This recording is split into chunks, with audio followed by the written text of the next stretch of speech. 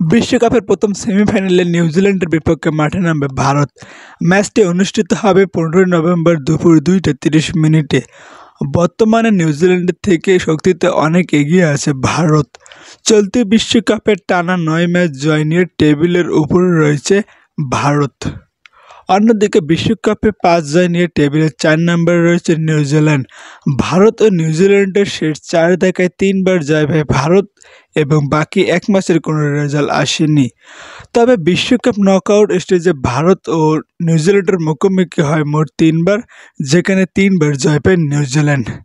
আবার অন্যদিকে ভারতের বিপক্ষে আতঙ্ক ছড়াতে পারে বিশ্বকাপে প্রথমবার খেলতে আসা ব্যাট হাতে দুর্দান্ত পারফর্মার রয়েছেন রবীন্দ্র।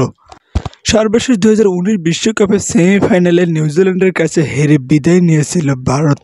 ভারত কি এবার সেই প্রতিশোধ নিতে পারবে, নাকি আবারও সেই 2019 বিশ্বকাপের মতো হবে, সেটা কেবল দেখার অপেক্ষায়।